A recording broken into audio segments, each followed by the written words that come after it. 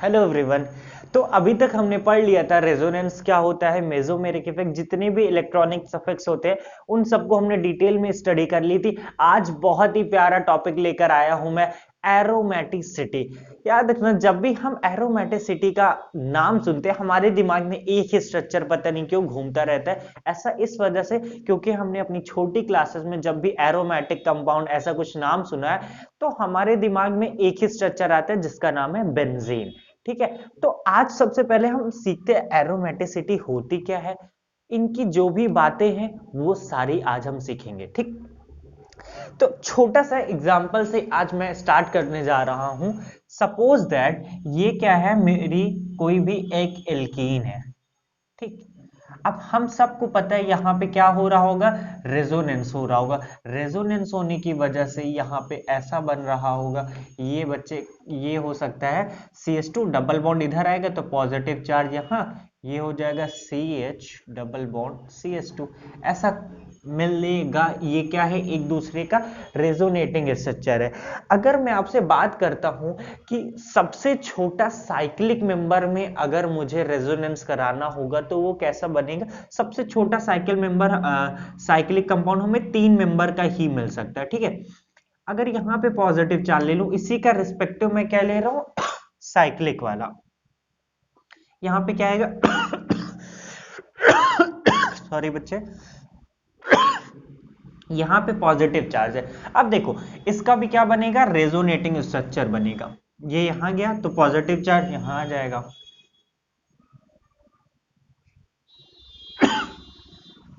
एक और बन सकता है इसका, ये इधर जाए तो पॉजिटिव चार्ज कहां आ जाएगा, यहां आ जाएगा।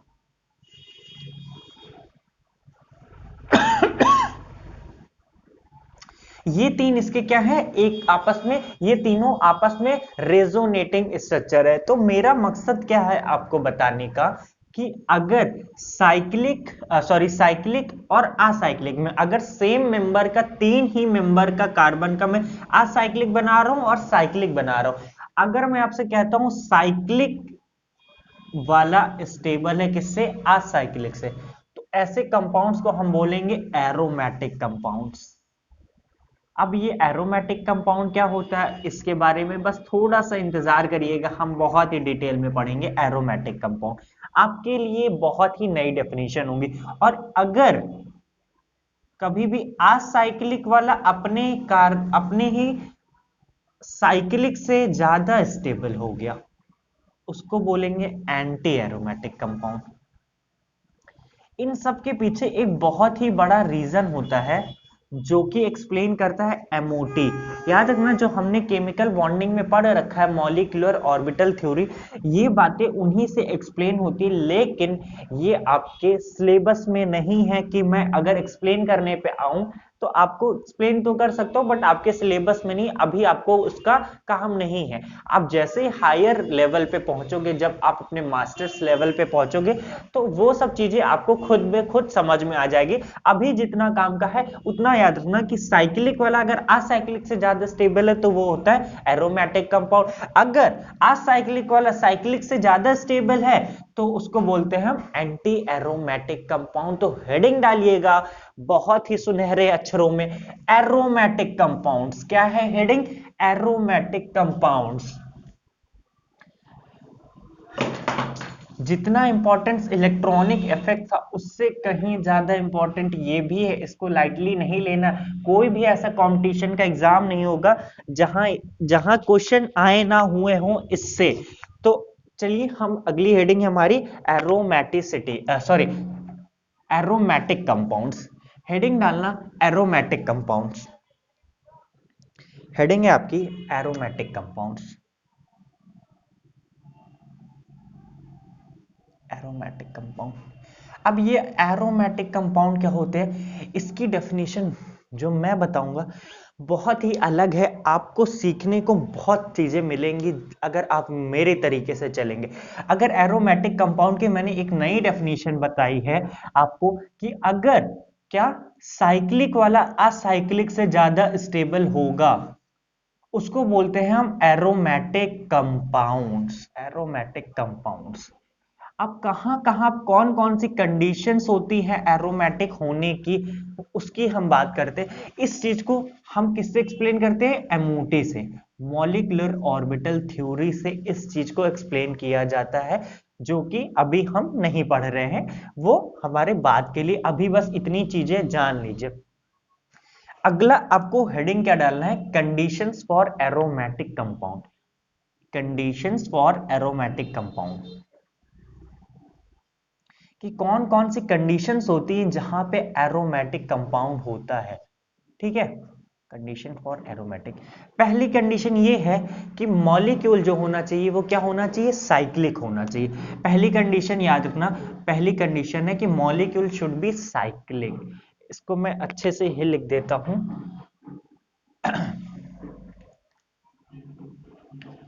Molecule should be in a cyclic form, in a cyclic form. ठीक। दूसरी बात ये दूसरी बात ये कहती है कि साइक्लिक फॉर्म हो गया। दूसरी बात ये कहती है कि रेजोनेंस और conjugation must be present in the molecule. Conjugation must be present in the molecule. दूसरी कंडीशन तो आप सबको अच्छे से समझ में आ गई होगी। दूसरी कंडीशन का क्या मतलब है? कि वहां पे कॉन्जुगेशन होना बहुत जरूरी है, या एक तरीके से आप कह सकते हैं कि वहां पे रेजोनेंस होना बहुत जरूरी है। क्या होना? रेजोनेंस होना। और रेजोनेंस हम सबको बहुत ही अच्छे से समझ में आ चुका है कि रेजोनेंस क्या होता है। ठीक, मैं रेजोनेंस पे ज्यादा टाइम नहीं लगाऊंगा। तीसरी बात जो कि बहुत ही ज्यादा इंपॉर्टेंट है, cyclic overlap of P orbitals होना चाहिए। क्या होना चाहिए? Cyclic overlap of P orbitals होना चाहिए। अब ये एक बहुत ही नया वर्ड होगा आपके लिए, बहुत ही नया होगा, क्योंकि हम जिस जिस टीचर से भी, चाहे स्कूल के टीचर हो, जहां से भी पढ़ते, तो वो हमें ऐसा कुछ नहीं बताते। अब मैं बताने जा रहा हूं कि वो क्या बताते हैं और होता क्या है एग्जैक्टली वो। सपोज दैट ये है बेंजीन।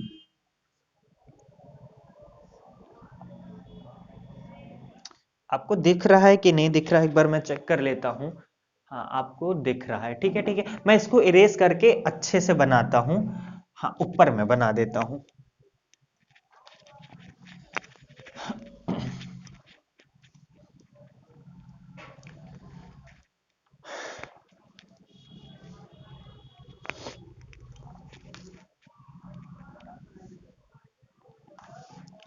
ये हमारा प्यारा सा मॉलिक्यूल बेंजीन। ये कार्बन का पी ऑर्बिटल, इस कार्बन का पी ऑर्बिटल, इस कार्बन का पी ऑर्बिटल, ये और ये सब में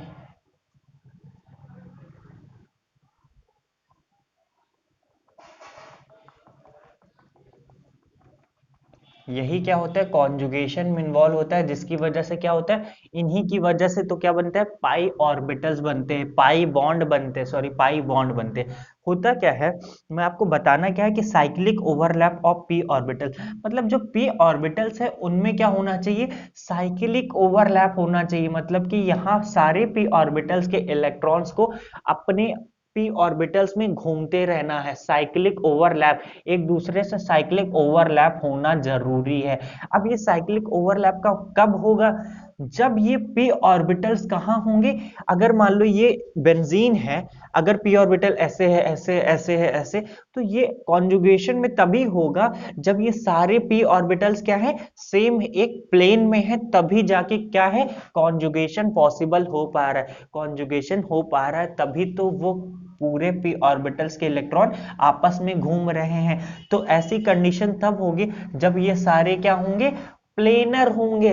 तो आपको टीचर्स जनरली लिखा क्या देते हैं कि मॉलिक्यूल शुड बी प्लेनर। उसका एग्जैक्ट मतलब ये होता है कि जितने पी ऑर्बिटल्स है उनमें साइक्लिक ओवरलैप होना बहुत जरूरी है, तो इसी वजह से इसको हम क्या लिख देते हैं, प्लेनर होना चाहिए। अब प्लेनर याद रखना तब होगा जब उसका हाइब्रिडाइजेशन क्या होगा, sp2 होगा। अगर इसका हाइब्रिडाइजेशन निकालो, अगर यहाँ पे ऐसे बना बेंजीन, तो इसका हाइब्रिडाइजेशन आता है sp2। क्या आता है, sp2। sp2 मतलब कि ट्राइंगुलर प्लेनर शेप होना जरूरी है, मतलब सारे के p ऑर्बिटल्स एक ही प्लेन में लाई करने चाहिए, तभी वहां पे क्या होता है, सेटिस्फाइड होता है कि वो प्लानर है और वो sp2 होगी। इतनी बात आपको समझ में आई, क्योंकि ये बहुत ही ज्यादा इंपॉर्टेंट बात है। चौथी बात क्या है, यहां पे एक हकल रूल लगता है। क्या लगता है, हकल रूल। अब ये हकल रूल क्या है, ये हकल रूल कुछ खास नहीं है।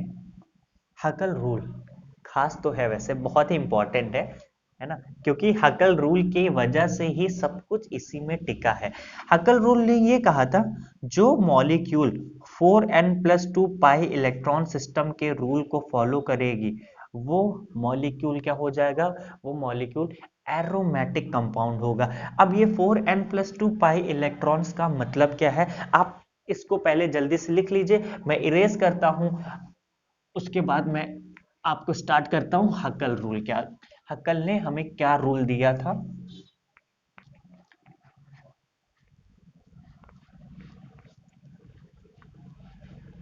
इतनी कहानी हो गई, अब है हकल रूल की बात। ये हकल रूल क्या था, हकल रूल मैंने आपको क्या बताया, हकल ने कहा था क्या होना चाहिए, 4n+2 पाई इलेक्ट्रॉन्स होना चाहिए, पाई इलेक्ट्रॉन। अब देखो, अगर इफ n इक्वल्स टू 0 रख के चेक करो, कितनी वैल्यू आती है, 4 इंटू 0, 0+2, मतलब जहां पे 2 पाई इलेक्ट्रॉन सिस्टम होगा, जहां पे 2 पाई इलेक्ट्रॉन सिस्टम होगा, मॉलिक्यूल में अगर 2 साइक्लिक है, कॉन्जुगेशन में है और प्लानर है, तो अगर उसमें 2 पाई इलेक्ट्रॉन सिस्टम है, तो वो मॉलिक्यूल क्या हो जाएगा, वो मॉलिक्यूल एरोमेटिक कंपाउंड होगा। अब यहाँ पे n की वैल्यू 1 रख के चेक करो तो कितना आता है, 6 पाई इलेक्ट्रॉन आएगा, चेक कर लो, 4 इंटू 1+2 6। n की वैल्यू 2 रख के चेक करो, 10 पाई इलेक्ट्रॉन, चेक कर लेना। इफ n इक्वल्स टू 3 रख के चेक करो, देखो 14 आ रहा है। आप में एक बात बहुत कॉमन दिख रही होगी इसमें, 14 के बाद आएगा 18 पाई इलेक्ट्रॉन्स, कि 2 के बाद जितना भी इंक्रीमेंट हो रहा है, उन सब में कितने का इंक्रीमेंट हो रहा है, 4 का इंक्रीमेंट हो रहा है। तो 2 का स्टार्ट कर लेना, आप हमेशा 2 से स्टार्ट करना, n की वैल्यू 0 रखने पे 2 आ रहा था, 2 के बाद 4 ऐड करते जाओ, 6, 6 के बाद 10, 10 के बाद 14, 14 के बाद इलेक्ट्रॉन। इनका ये मतलब है कि अगर कहीं भी मॉलिक्यूल में अगर साइक्लिक मॉलिक्यूल है और वहां पे कॉन्जुगेशन हो रहा है, मॉलिक्यूल प्लानर है, अगर उनमें इतने pi electron, suppose that 10 pi electron है, तो वो मॉलिक्यूल क्या होगा, वो मॉलिक्यूल एरोमेटिक होगा। जैसा कि हम सब बचपन से इस कंपाउंड को जानते हैं, ये क्या है, हमारा बहुत ही प्यारा मॉलिक्यूल बेंजीन। देखो ये साइक्लिक है, इनके सारे p ऑर्बिटल्स क्या हैं, एक ही प्लेन में है, तो प्लेनर भी है मॉलिक्यूल। तीसरी बात क्या थी, कॉन्जुगेशन में है सारा, बाई बॉन्ड कॉन्जुगेशन।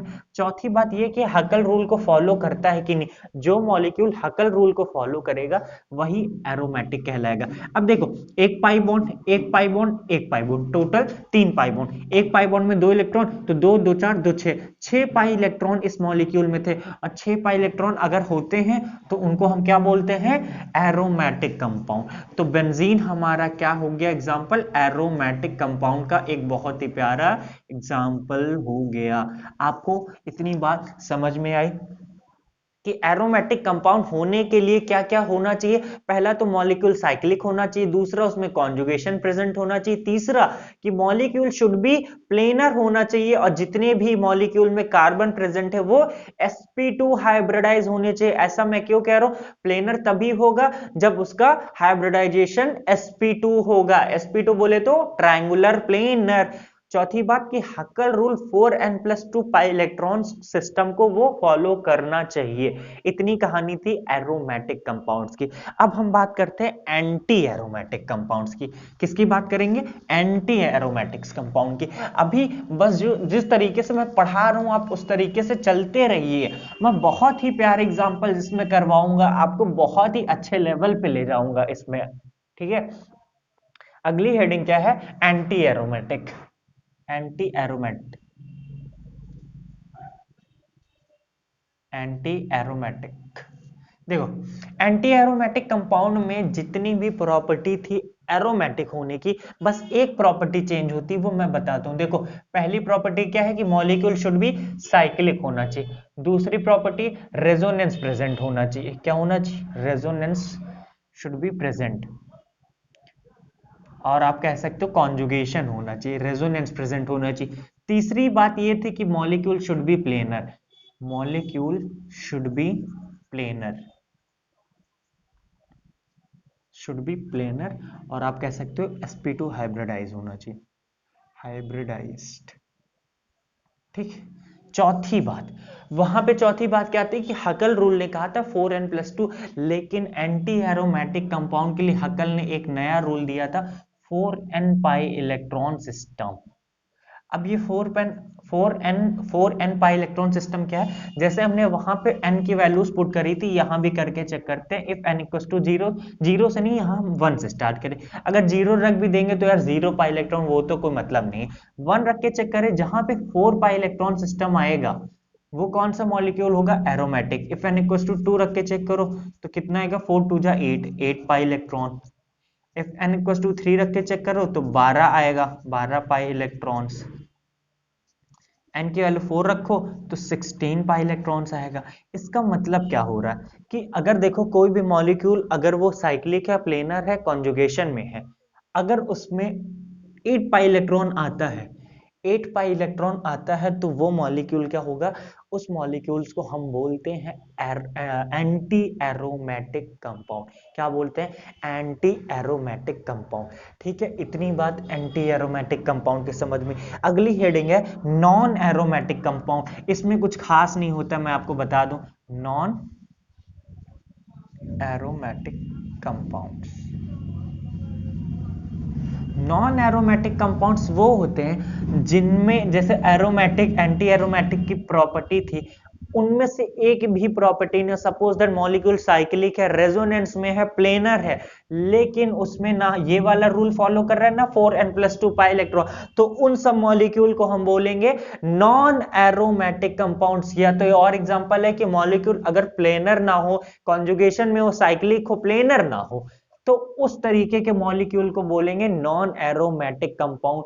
तो एक बात समझ में आई कि इनमें से अगर एक भी प्रॉपर्टी उस मॉलिक्यूल में नहीं लगेगी, उन सब मॉलिक्यूल को क्या बोलेंगे? उन सब मॉलिक्यूल को नॉन एरोमेटिक कंपाउंड बोलेंगे। क्या बोलेंगे? नॉन एरोमेटिक कंपाउंड बोलेंगे। इतनी कहानी आपको समझ में आ गई होगी। अब हेडिंग डालना है आपको। मैं कराने क्या जा रहा हूं, ये जो n की वैल्यू मैंने निकलवाई है, अब इनमें मैं एक एक सिस्टम को उठाने जा रहा हूं और उन सिस्टम में आपको बताऊंगा। स्टार्ट करूंगा सबसे लोवेस्ट साइक्लिक मेंबर से स्टार्ट करूंगा कि कौन सा बन सकता है, क्या नहीं होगा। इन सब की कहानी स्टार्ट करने जा रहा हूं मैं। तो आप हेडिंग क्या डालो? हेडिंग, हेडिंग नहीं, आप एक तरीके से हेडिंग उसको नहीं बोलो, आप 2 पाई इलेक्ट्रॉन सिस्टम डालो। क्या डालोगे? 2 पाई इलेक्ट्रॉन। ठीक है, आप ऐसे अगर हेडिंग डालना है तो आप लिख लो types of electron system, types of electron system. तो पहला है 2 पाई इलेक्ट्रॉन। हम याद रखना, एक एक मॉलिक्यूल में सबसे छोटा साइक्लिक रिंग 3 मेंबर का बन सकता है, तो उसमें हम चेक करेंगे क्या वहां पे 2 पाई इलेक्ट्रॉन सिस्टम में कौन कौन सा मॉलिक्यूल एरोमेटिक होगा, कौन सा एंटी एरोमेटिक होगा और कौन सा नॉन एरोमेटिक होगा। इनकी कहानी अब हम पढ़ेंगे, किसमें पढ़ेंगे? 2 पाई इलेक्ट्रॉन सिस्टम में पढ़ेंगे। ठीक है, देखो ये 2 पाई इलेक्ट्रॉन सिस्टम में तो सबसे छोटा क्या बन सकता है? साइक्लिक 3 मेंबर का रिंग बन सकता है जिसमें एक पाई इलेक्ट्रॉन हो। एक पाई बॉन्ड होगा तो 2 पाई इलेक्ट्रॉन प्रेजेंट है। ठीक, अब ये आ गया एग्जाम में क्वेश्चन, आपको बताना है कि ये एरोमेटिक होगा कि एंटी एरोमेटिक होगा कि नॉन एरोमेटिक होगा। तो इन सबको आइए एक एक करके क्या करते हैं, हम चेक करते हैं। देखो इसमें क्या है? कॉन्जुगेशन। पहली बात साइक्लिक है, दूसरी बात कॉन्जुगेशन प्रेजेंट है कि नहीं। यहां पे कॉन्जुगेशन नहीं प्रेजेंट है, एक पाई बॉन्ड, फिर सिग्मा, फिर single bond, pi sigma sigma, तो यहाँ पे कॉन्जुगेशन नहीं प्रेजेंट है। और यहाँ पे ये देखो इसका हाइब्रिडाइजेशन क्या होगा, इसका हाइब्रिडाइजेशन sp3, मतलब मॉलिक्यूल प्लेनर भी नहीं है। तो ये कौन सा हो जाएगा, ये किसका एग्जांपल है, नॉन एरोमेटिक का,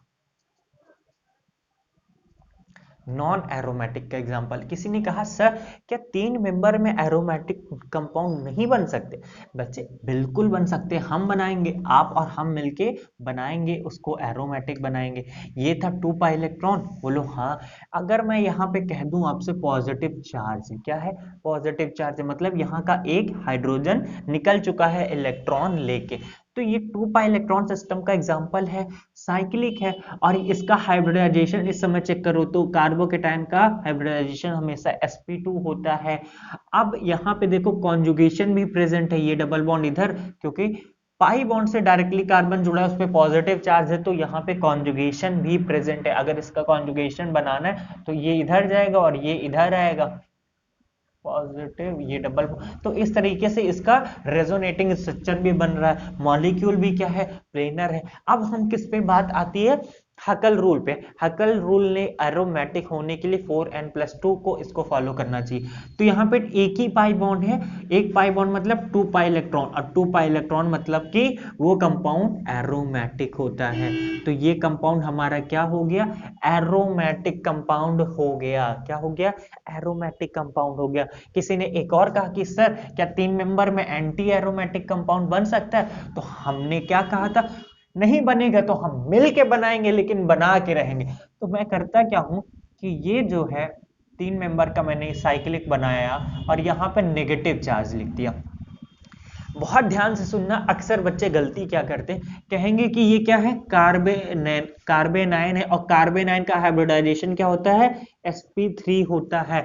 बोलो बात सही है, लेकिन बहुत बड़ी गलती आपसे ये होगी कि ये जो नेगेटिव चार्ज बच्चे, ये डीलोकलाइजेशन में इन्वॉल्व है, किसमें, रेजोनेंस में इन्वॉल्व है। और मैंने बहुत ही अच्छे तरीके से आपको बताया है कि जब भी हाइब्रिडाइजेशन में नेगेटिव चार्ज या लोन पेयर को नहीं इन्वॉल्व करते हैं, क्यों, कौन से नेगेटिव चार्ज और लोन पेयर को नहीं इन्वॉल्व करते हैं, जो कि रेजोनेंस में प्रेजेंट होते हैं उनको हम इन्वॉल्व नहीं करते हैं। तो इसका ये इस समय sp3 में नहीं है, इसका हाइब्रिडाइजेशन निकाल के चेक कर लो, तो hybridisation equal to sigma bond plus lone pair, और यहाँ पे क्या है, एक हाइड्रोजन प्रेजेंट है, एक ऑलरेडी निकला है, तभी वहां पे नेगेटिव चार्ज आए। तो सिग्मा बॉन्ड कितने, 1 2 3, नेगेटिव चार्ज को हम काउंट नहीं करेंगे, क्यों, क्योंकि वो रेजोनेंस में इन्वॉल्व है। तो टोटल आया सम 3, तो बोले तो sp2 हाइब्रिडाइजेशन है, sp2 तो बोले तो प्लेनर है ये मॉलिक्यूल।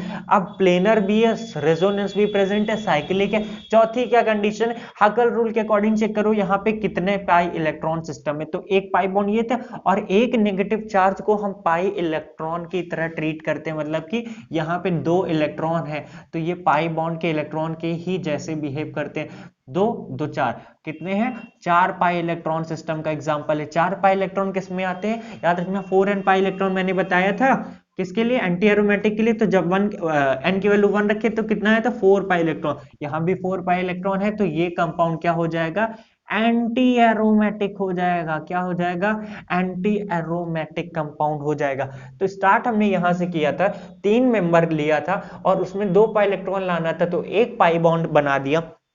उसके बाद हमने देखा कि यहाँ पे एक कार्बन क्या था, sp3 हाइब्रिडाइज था, और प्लस इसमें क्या था, रेजोनेंस भी प्रेजेंट नहीं था, इस वजह से ये नॉन एरोमेटिक। पॉजिटिव चार्ज आया तो 2 पाई इलेक्ट्रॉन तो एरोमेटिक, नेगेटिव आया तो एंटी एरोमेटिक। तो यही 3 केस बनते हैं किसमें, 2 पाई इलेक्ट्रॉन सिस्टम में। अगली हेडिंग है 4 पाई इलेक्ट्रॉन सिस्टम।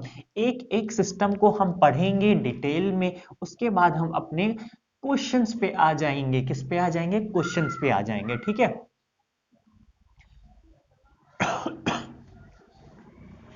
इसी 2 पाई इलेक्ट्रॉन सिस्टम में कुछ आपको थोड़ा सा एक्स्ट्रा बता देता हूं। आज आज मेरा मन कर रहा है थोड़ा सा आपको एक्स्ट्रा बताने का, और ये एक्स्ट्रा आपके जेई एडवांस जो बहुत बड़े लेवल पे कंपटीशन एग्जाम होते हैं उनमें अक्सर ये इस तरीके के क्वेश्चन पूछते हैं। देखो ये क्या है, ये है। अब इसमें आपको बताना है बच्चे, इसमें आपको बताना है कि ये एरोमेटिक होगा नॉन एरो, ये कंपाउंड एक्चुअली में है क्या। तो सब कहेंगे कि ये कौन सा कार्बन है, sp2 है, लेकिन यहाँ पे क्या है, रेजोनेंस भी प्रेजेंट है। तो 2 पाई इलेक्ट्रॉन, 2 2, यहां भी इसको काउंट कर लेंगे 4 पाई इलेक्ट्रॉन। पहली गलती बच्चे यही करते हैं कि दो इसको काउंट करते, दो इसको। तो क्या मैंने बताया, चाहे वो एरोमेटिक हो चाहे नॉन एरोमेटिक, किसी को भी चेक करने के लिए याद रखना, रेजोनेंस जो प्रेजेंट होना चाहिए वो विद इन साइक्लिक मॉलिक्यूल में प्रेजेंट होना चाहिए। अब ये तो साइकिल से बाहर है, तो रेजोनेंस हमेशा किसमें प्रेजेंट होना चाहिए, साइक्लिक। क्योंकि अगर यहाँ पे आप बात करो तो ओवरलैप भी नहीं हो पाएगा, क्योंकि यहाँ इसका p ऑर्बिटल इसके ऑक्सीजन से, अगर मैं बताने की कोशिश करूं आपको, थोड़ा सा ऑर्बिटल का क्या होना चाहिए, नॉलेज बहुत जरूरी है होना।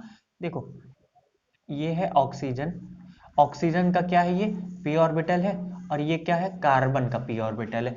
ठीक है, तो यहाँ पे ऑक्सीजन और कार्बन का जो p ऑर्बिटल है, क्योंकि ये डबल बॉन्ड कैसे बनता है, पाई बॉन्ड के इलेक्ट्रॉन के इंटरेक्शन से, तो यहाँ पे जो इलेक्ट्रॉन प्रेजेंट था वो पाई ऑक्सीजन के इलेक्ट्रॉन से किस में प्रेजेंट है, इंटरेक्शन में। तो यहाँ पे कॉन्जुगेशन होने के लिए, साइक्लिक ओवरलैप होने के लिए, ये इलेक्ट्रॉन इसमें जा ही नहीं पाएंगे, क्योंकि ये ऑलरेडी किसके साथ बिजी है, ऑक्सीजन के p ऑर्बिटल के साथ। तो यहाँ पे ये सिस्टम प्लेनर भी नहीं है, कॉन्जुगेशन में भी नहीं इन्वॉल्व होगा रेदर देन कंडीशन एक और हो सकती है, वो कैसे होगी वो मैं अभी आपको बताता हूं।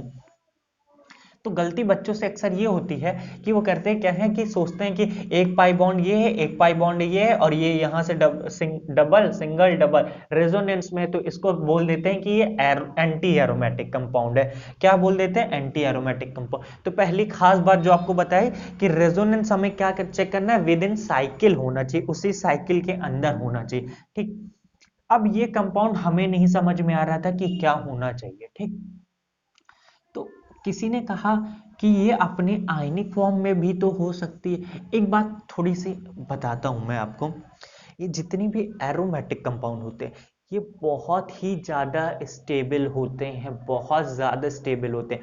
इस बात को बहुत ही सुनहरे अक्षरों में लिखना, aromatics compounds are most stable compounds in the organic chemistry. Organic chemistry में एरोमेटिक कंपाउंड, कोई भी चाहेगा मॉलिक्यूल, वो अगर उसको दिख रहा है कि उसका एम क्या है, जैसे हम सबका एम क्या है कि यार हम कोई सोचते हैं कि हमें आईआईटी जाना है, हमें एनआईटी जाना है, हमें इस इंस्टीट्यूट में जाना है, हमें वहां जाना है, हमें ये करना है। उसी तरीके से कोई भी मॉलिक्यूल वो चाहता है कि मुझे इन जो मॉलिक्यूल्स होते हैं इनका एम होता है एरोमेटिसिटी गेन करने का, एरोमेटिक बनने का। ये चाहते हैं कि मैं एरोमेटिक बन जाऊं। अगर ये मॉलिक्यूल सोचेगा कि यार कहीं से मैं एरोमेटिक बन जाऊं, तो देखो होता क्या, यहाँ पे कार्बन और ऑक्सीजन में क्या है, इलेक्ट्रोनेगेटिविटी का डिफरेंस है, आप सबको पता है। तो ये कार्बन कहेगा कि अगर तुम मुझसे इलेक्ट्रॉन खींच लो पूरा, तो ऑक्सीजन भी खुश हो जाएगा और मेरे ऊपर क्या आ जाएगा, पॉजिटिव चार्ज आ जाएगा, और पॉजिटिव चार्ज आने की वजह से मैं क्या बन जाऊंगा, एरोमेटिक कंपाउंड बन जाऊंगा। और एरोमेटिक्स कंपाउंड क्या होते हैं, मोस्ट स्टेबल कंपाउंड्स होते हैं। तो इस वजह से ये होता है, इसको हमने एक नया नाम दिया है, इस तरीके के कंपाउंड को बोलते हैं जहां पे उस मॉलिक्यूल का आयनिक फॉर्म जो होता है ज्यादा स्टेबल होता है न्यूट्रल फॉर्म से। तो उस तरीके के कंपाउंड को बोलते हैं, एरोमेटिक का ही एक टाइप होता है, उसको बोलते हैं क्वासी एरोमेटिक।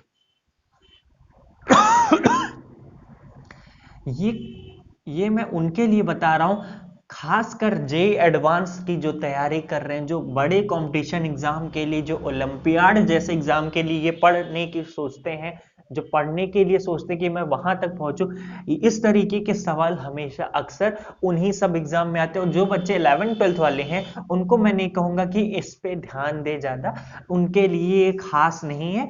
अगर जो बच्चे वाकई में तैयारी कर रहे हैं ये उन बच्चों के लिए है। तो क्वासी एरोमेटिक क्या होते हैं, जो अपने न्यूट्रल फॉर्म से आयनिक फॉर्म में आ जाते हैं।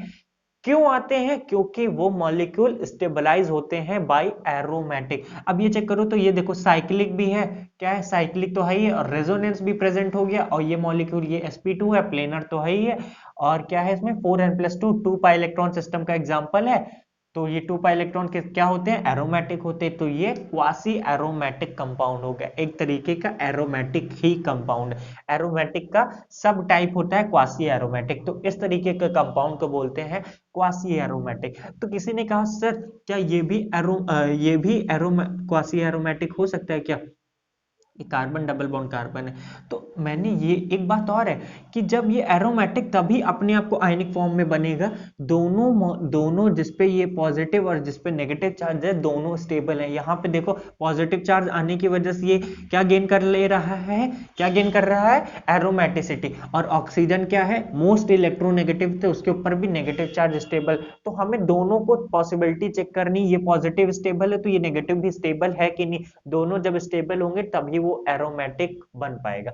अब किसी ने कहा सर ये भी बन सकता है क्या, ये 2 पाई इलेक्ट्रॉन लगा दिया यहाँ, तो ये मॉलिक्यूल क्या बन सकता है, तो बच्चे होगा क्या, अगर ये पाई बॉन्ड यहाँ आया तो ये कार्बन पे क्या आ जाएगा, नेगेटिव चार्ज, ये पॉजिटिव चार्ज। हमने एरोमेटिसिटी तो बना ली, लेकिन हमने गलती ये कर दी कि यहाँ पे क्या बना दिए, प्राइमरी कार्बन आयन बन जाएगा, जो कि बहुत ज्यादा अनस्टेबल होता है। तो ये मॉलिक्यूल अपने एनायनिक फॉर्म में जाना नहीं पसंद करेगा। क्यों, क्योंकि हमें दोनों चीज चेक करनी ना, कि यहाँ पे आने के बाद और ये दोनों, ये कार्बन दोनों स्टेबलाइज होना जरूरी है। तो यहाँ पे पॉजिटिव चार्ज है, ये मॉलिक्यूल तो क्या पा लिया, एरोमेटिक, ये इतना तो स्टेबल हो, लेकिन ये कार्बन तो नहीं स्टेबल, हमें ओवरऑल तो देखना पड़ता है ना। तो इस वजह से ये अपने एनायनिक फॉर्म में नहीं जाता, तो ये इसी फॉर्म में रहता है। ये किसका एग्जांपल है, ये तो नॉन एरोमेटिक है। तो ये एरोमेटिक नहीं बन पाता है, रीजन क्या है, ये स्टेबल नहीं हो पाता है। क्या नहीं हो पाता है, स्टेबल नहीं हो पाता है। इस वजह से ये क्या, इस वजह से ये नहीं नहीं बन पाता है। इतनी बात समझ में आई।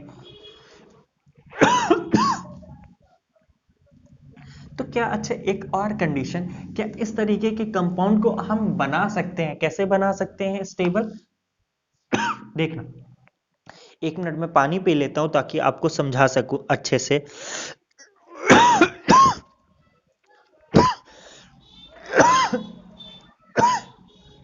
देखो बहुत प्यारा एग्जांपल से आपको समझाने जा रहा हूं। अभी के लिए छोड़ो, रहने देते हैं। हाँ, अभी जब हम 6 पाई इलेक्ट्रॉन सिस्टम की बात करेंगे उसमें इसको ले आएंगे। तो अब अगली हेडिंग है 4 पाई इलेक्ट्रॉन सिस्टम की। अच्छा चलो, मैं आ गया था तो अब बता ही देता हूं। देखो ये मॉलिक्यूल जो अभी हम बात कर रहे थे नॉन एरोमेटिक था, ये एरोमेटिक तब बनेगा, यहाँ पे क्या आ रहा था, एरोमेटिक बनने के लिए यहाँ पॉजिटिव चार्ज, यहाँ नेगेटिव चार्ज। अगर ये नेगेटिव चार्ज क्या हो जाए, किसी ऐसे ग्रुप से लग जाए जो कि उस नेगेटिव चार्ज को क्या कर रहा हो, स्टेबलाइज कर रहा हो, स्टेबलाइज करेगा तो ये कंपाउंड बन जाएगा। अगर मैं कह दूं यहाँ पे मोस्ट इलेक्ट्रोनेगेटिव ग्रुप लगा दे, तो अगर आप देखो, अगर ये अपने एनायनिक फॉर्म में बनेगा तो ये क्या है, CH2 माइनस, और यहाँ से क्या जुड़ा है, फ्लोरीन, और यहाँ पे आ जाएगा पॉजिटिव चार्ज। अब चेक करो तो देखो ये पॉजिटिव चार्ज तो स्टेबल है, क्यों, क्योंकि एरोमेटिसिटी पा लिया। और ये नेगेटिव चार्ज भी स्टेबल है क्योंकि फ्लोरीन जो है मोस्ट इलेक्ट्रोनेगेटिव, जितने भी इसके नेगेटिव चार्ज तो उनको अपनी तरफ खींच लिया, क्योंकि उसकी प्रॉपर्टी ही होती है tendency to attract the shared pair of electron, सारे इलेक्ट्रॉन को अपनी तरफ रख लिए। तो यहाँ पे नेगेटिव चार्ज की इंटेंसिटी लो हो गई, तो ये कंपाउंड क्या हो जाएगा, एरोमेटिक, क्वासी एरोमेटिक। समझ में आ गया होगा। मैं ज्यादा क्वासी एरोमेटिक पे नहीं जाना पसंद करूंगा क्योंकि आप भी आपके ये सिलेबस में नहीं है, ठीक है। अब अगली हेडिंग है 4 पाई इलेक्ट्रॉन सिस्टम, डालिएगा क्या डालना है, 4 पाई इलेक्ट्रॉन सिस्टम। अब हम चेक करेंगे 4 पाई इलेक्ट्रॉन अगर होंगे तो कहां कहां बन सकते हैं। 4 पाई इलेक्ट्रॉन, अब देखो 4 पाई इलेक्ट्रॉन सिस्टम होने के लिए 3 मेंबर का हम रिंग लेके चेक करते हैं। पहली कंडीशन ये कि एक नेगेटिव चार्ज यहां आ जाए, तो ये क्या हो जाएगा, 4 पाई इलेक्ट्रॉन बन जाएगा, 4 पाई इलेक्ट्रॉन सिस्टम। तो ये कौन सा कंपाउंड है, ये एंटी एरोमेटिक, हमने देख लिया था। अब 3 मेंबर में और कोई पॉसिबिलिटी नहीं। अब हम आ जाते 4 मेंबर में। अच्छा अच्छा, रुकना रुकना रुकना, सॉरी सॉरी बच्चे, अभी तो थोड़ी सी एक चीज भूल गया था मैं। 2 पाई इलेक्ट्रॉन सिस्टम में अभी हमने किस पे बात की थी, सिर्फ हमने बात की थी तीन मेंबर वाले में ना, अभी हमने तीन मेंबर के आगे भी तो जाना था अभी हमें। हाँ, सॉरी सॉरी, थोड़ा सा प्लीज अगर इरेज कर रहा हूँ कट करके प्लीज इस बात को लिख लीजिएगा, मैं थोड़ा सा भूल गया था। देखो, टू पाई इलेक्ट्रॉन सिस्टम में हमने तीन मेंबर में जितने एग्जांपल, अब हम फोर में चेक करते हैं कि फोर मेंबर का साइक्लिक रिंग होगा तो क्या वहां उस पे टू पाई इलेक्ट्रॉन सिस्टम में वो कौन कौन से कंपाउंड फॉर्म करेगा, वो कौन कौन से कंपाउंड फॉर्म करेगा। ये फोर पाई इलेक्ट्रॉन सिस्टम है, यहाँ पे एक क्या है, फोर पाई का सॉरी चार मेंबर की रिंग है और उसमें क्या है, टू पाई इलेक्ट्रॉन है। अब ये कंपाउंड आपको बताना है क्या होगा, एरोमेटिक, नॉन एरोमेटिक या एंटी एरोमेटिक। तो देखो, ये कौन सा कार्बन है, ये sp3 है तो हो गया, यहीं से हम क्लियर हो गया ये नॉन एरोमेटिक, और यहाँ पे रेजोनेंस भी प्रेजेंट नहीं। किसी ने कहा सर क्या आप यहाँ पे इसको टू पाई इलेक्ट्रॉन बनाने के लिए यहाँ पॉजिटिव चार्ज ला दो, तो हाँ ला सकते हैं। अब ये sp2 बन चुका है, यहाँ से तो रेजोनेंस प्रेजेंट है, लेकिन ये कौन सा कार्बन है, ये sp3, एक भी मॉलिक्यूल में sp3 कार्बन, तो वो क्या होगा, नॉन एरोमेटिक हो जाएगा। अब इसको हमें क्या बनाना था, एरोमेटिक, तो हमने दोनों जगह पॉजिटिव चार्ज ला दिया, क्या ला दिया, पॉजिटिव चार्ज ला दिया। अब ये दोनों कार्बन क्या है, sp2, और यहां से भी रेजोनेंस प्रेजेंट है, इधर से भी, पूरे मॉलिक्यूल में रेजोनेंस भी प्रेजेंट है, मॉलिक्यूल प्लेनर भी है। अब ये टू पाई इलेक्ट्रॉन भी है। अब इस ये क्या हो जाएगा, इसको बोलेंगे एरोमेटिक कंपाउंड। ये किसका एग्जांपल है, एरोमेटिक कंपाउंड का। तो चार मेंबर में भी हमने यहाँ पे इसको क्या बना लिया, एरोमेटिक। पांच मेंबर में नहीं बन सकता, पांच मेंबर बनाना चाहो तो बन जाएगा, ऐसे कर लो सारे जगह पॉजिटिव चार्ज आ जाए, क्या आ जाए, पॉजिटिव चार्ज आ जाए, तो ये डिलोकलाइजेशन में फिर, लेकिन चार मेंबर तक ही सही है। अब अगली हेडिंग डालना, फोर पाई इलेक्ट्रॉन सिस्टम, क्या है अगली heading, four pi electron system. अब हम बात करेंगे फोर पाई इलेक्ट्रॉन सिस्टम की, ये बताना जरूरी था, नहीं तो कंपटीशन में कभी भी कुछ भी आ सकता है, हमें कुछ भी छोड़ना नहीं है, हमें कुछ भी छोड़ना नहीं है, हमें सब पढ़ के जाना है, सब पढ़ना है हमें। ठीक, अगली हेडिंग क्या है, four pi electron system. Four pi electron, ये है four pi electron. Four pi electron में हमने पहले क्या देख लिया कि तीन मेंबर की रिंग होगी, एक डबल बॉन्ड ये लग जाए, एक नेगेटिव चार्ज ये, तो ये कैसा हो जाएगा, एंटी एरोमेटिक। क्यों, क्योंकि ये फोर पाई इलेक्ट्रॉन सिस्टम को यहाँ पे हकल रूल एंटी एरोमेटिक वाला लग रहा है। अगर फोर पाई इलेक्ट्रॉन ये बनाना हो चार मेंबर में, तो यही पॉसिबिलिटी है, क्या है, एक ही पॉसिबिलिटी है ये वाले की, तो ये कैसा, किसका एग्जाम्पल हो जाएगा, ये हो जाएगा हमारा, किसका एग्जाम्पल, आपको बताओ, ये दो पाई इलेक्ट्रॉन, ये दो दो चार, चार पाई इलेक्ट्रॉन बोले तो एंटी एरोमेटिक। क्या चार चार मेंबर की रिंग में एक ही एंटी एरोमेटिक बन सकता है, नहीं, एक और बन सकता है, कैसे, ये यहां कर दो, यहाँ पॉजिटिव चार्ज ला दो, यहाँ नेगेटिव चार्ज ला दो। अब चेक करो तो देखो सारे कार्बन क्या है, sp2 हाइब्रिडाइज है। इस नेगेटिव चार्ज को कभी भी मत काउंट कर लेना, क्योंकि ये डीलोकलाइजेशन में इन्वॉल्व है। ये देखो, ये किस में इन्वॉल्व है, डीलोकलाइजेशन में इन्वॉल्व है। ये भी sp2 कार्बन है, रेजोनेंस में पूरा मॉलिक्यूल है। ये दो पाई इलेक्ट्रॉन, ये दो पाई इलेक्ट्रॉन, यहाँ total pi electron four pi electron, तो ये भी किसका एग्जांपल हो जाएगा, एंटी एरोमेटिक कंपाउंड का। ये भी बहुत ही सुनहरा एग्जांपल है। तो कंपटीशन में क्वेश्चन क्या आता है कि ऐसे चार कंपाउंड देकर, जे एडवांस का क्वेश्चन मैं बता रहा हूँ 2016 में आया था, इसी तरीके के ऐसे ही कुछ एक दो और बने थे, उनमें से आपको टोटल बताना था कि उसमें इंटीजर टाइप के भी क्वेश्चंस आते हैं ना, तो उसमें चार पांच ऐसे मॉलिक्यूल्स बना रखे, तो उनमें से पूछा था कि total number of anti aromatic compound present in the following molecule, मतलब चार पांच दिए थे, उसमें पूछा था कि टोटल एंटी एरोमेटिक। तो इसी तरीके से हमें निकाल के चेक करना है कौन सा एरोमेटिक है, कौन सा एंटी एरोमेटिक है। तो सब बहुत आसान है, बस आपको ध्यान से समझना। अब देखो चार मेंबर में हो गई कहानी, अब पांच मेंबर की बात करें तो देखो, एक पाई यहां बना दे, एक पाई यहां, और पॉजिटिव चार्ज यहां ला दो।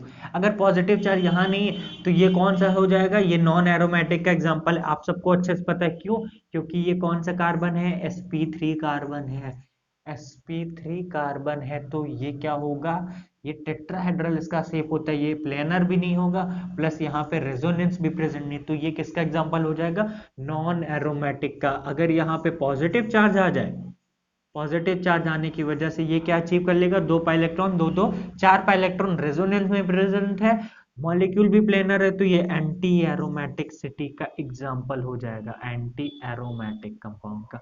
तो 5 में यही कंडीशन बन सकती थी 4 पाई इलेक्ट्रॉन लाने के लिए। अब और कोई कंडीशन नहीं हो सकती है। अब अगली हेडिंग क्या है? 6 पाई इलेक्ट्रॉन सिस्टम। क्या है? 6 पाई इलेक्ट्रॉन सिस्टम। अब हम बात करेंगे कि 6 पाई इलेक्ट्रॉन सिस्टम को, तो देखो 3 मेंबर में तो 6 पाई इलेक्ट्रॉन नहीं बन सकता। अब क्या 4 मेंबर की रिंग में बन सकता है? तो हम बना के चेक करते हैं। ये इसको इरेज करके हेडिंग है 6 पाई इलेक्ट्रॉन सिस्टम। देखो 3 मेंबर में तो नहीं बन सकता, 4 मेंबर में ट्राई करके देखते हैं। यहाँ नेगेटिव चार्ज ला दो, यहाँ नेगेटिव चार्ज, रेजोनेंस में भी इन्वॉल्व है ये नेगेटिव चार्ज, और प्लस प्लस क्या? अच्छा आपको समझ में आ रहा है? मैं बोल देता हूँ ये रेजोनेंस में इन्वॉल्व है। कैसे हो रहा है समझ में आ रहा है? भूलना मत वो बात कि ए से डबल बॉन्ड किससे, कार्बन से जुड़ा, उसके ऊपर सॉरी, हाँ, ये ए अगर ये ऐसे है तो यहाँ पे ये क्या है? रेजोनेंस में इन्वॉल्व होगा। अगर डबल बॉन्ड बी ऐसा है, इस तरीके रेजोनेंस मैंने आपको सिखाया है कि अगर किसी भी एटम से, अगर वो डबल बॉन्ड से, उसी एटम दूसरे एटम से वो सिंगल बॉन्ड अटैच है, उस एटम के पास क्या है? नेगेटिव चार्ज हो या पॉजिटिव चार्ज हो या लोन पेयर हो, या उसके पास वैकेंट पी ऑर्बिटल हो, वैकेंट ऑर्बिटल हो, या उसके पास टेंडेंसी हो कि वो जनरेट कर ले वैकेंट ऑर्बिटल सिचुएशन के हिसाब से, तो वहां पे रेजोनेंस प्रेजेंट है। तो ये देखो ये क्या है? मान लो ये बी है, बी डबल बॉन्ड ए से ये क्या जुड़ा है? कार्बन, कार्बन पे नेगेटिव चार्ज, तो ये रेजोनेंस में हो सकते हैं। यहाँ पे रेजोनेंस है, इसीलिए मैं बार बार कहता हूं, तो आपको समझ में आना चाहिए। जो बच्चे नए हैं, जो डायरेक्ट यहाँ पे आए हैं, तो उनसे मैं कहूंगा कि पहले वो क्या करें? एरोमेटिसिटी का सॉरी रेजोनेंस देखें, उसके बाद ही यहाँ पे आए, क्योंकि यहाँ पे सारी चीजें एक सीक्वेंस में चल रही। अगर आप कुछ छोड़ के आए हो तो पहले वो जाके देखो। यहाँ बात करते हैं तो देखो टू पाई इलेक्ट्रॉन यहाँ से, दो यहाँ से, दो यहाँ से, तो ये यहाँ पे 6 पाई इलेक्ट्रॉन बन सकते हैं। अब हम किस में आते हैं? 5 मेंबर में चेक करते हैं कि यहाँ पे क्या 6 बन सकता है। अगर 5 मेंबर में दो दो ऐसे, यहाँ पे पॉजिटिव चार्ज आएगा तो एंटी नेगेटिव चार्ज आ गया, तो देखो रेजोनेंस में भी प्रेजेंट है मॉलिक्यूल, साइक्लिक है, प्लेनर है, और 6 पाई इलेक्ट्रॉन सिस्टम को फॉलो कर रहे हैं।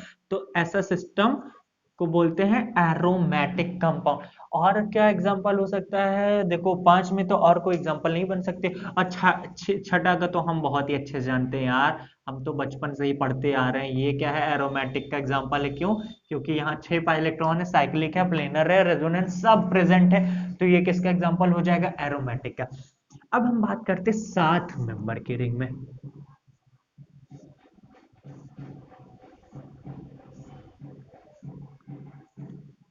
ये है 7 मेंबर की रिंग।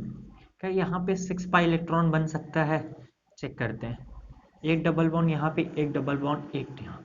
अगर ये मैं आपसे पूछूं ये किसका एग्जांपल है, तो सब बोल देंगे नॉन एरोमेटिक का। क्यों? क्योंकि ये sp3 हाइब्रिड, और sp3 हाइब्रिडाइजेशन है, तो मॉलिक्यूल प्लेनर नहीं रहेगा, नॉन एरोमेटिक। किसी ने मुझसे कहा कि सर यहाँ पे अगर पॉजिटिव चार्ज आ जाए, क्या आ जाए? पॉजिटिव चार्ज आ जाए, तो ये मॉलिक्यूल कैसा होगा? आप काउंट करो, देखो रेजोनेंस प्रेजेंट है, सारे कार्बन क्या है? sp2 हाइब्रिडाइज भी हैं। उसके बाद चेक करो कि टोटल पाई इलेक्ट्रॉन्स कितने हैं इसमें। टोटल पाई इलेक्ट्रॉन दो, दो चार, दो छः, 6 पाई इलेक्ट्रॉन। 6 पाई इलेक्ट्रॉन किसका एग्जाम्पल होता है? एरोमेटिक कंपाउंड का एग्जाम्पल होता है। क्या? 6 वाला, ये वाला कंपाउंड एरोमेटिक का एग्जाम्पल है। अगर यहाँ पे नेगेटिव चार्ज आ जाए यहीं पे, अब देखो ये 8 पाई इलेक्ट्रॉन सिस्टम का एग्जांपल हो जाएगा, लेकिन ये याद रखना ये कौन सा कंपाउंड बनेगा? Anti aromatic. मैं ऐसा क्यों कह रहा हूँ? क्योंकि हकल रूल के अकॉर्डिंग यहाँ पे 8 पाई इलेक्ट्रॉन है, 8 पाई इलेक्ट्रॉन बोले तो वो एंटी एरोमेटिक का एग्जाम्पल होता है। किसका एग्जाम्पल होता है? एंटी एरोमेटिक का एग्जाम्पल होता है। तो जितनी भी कहानी थी 2 4 6, इसके बाद 8 आता है, 8 के बाद 10 आता है, उतना हमें नहीं पढ़ना है। जो चीजें हमें पढ़नी है हम बस उतने में रहेंगे। तो इतनी कहानी थी एरोमेटिसिटी की। एरोमेटिक कंपाउंड क्या होते हैं? Anti aromatic, non aromatic. इसके जो नेक्स्ट वीडियो में हम देखेंगे, जितने भी एग्जाम्पल आज तक कंपटीशन में आए हुए हैं, जो आ सकते हैं, उन सब पे हम बात करने वाले हैं। तो आज के लिए इतना करते हैं। आई थिंक आपको सब कुछ समझ में आ रहा होगा, तो प्लीज अच्छे से पढ़ते रहिए और देखते रहिए। Thank you so much.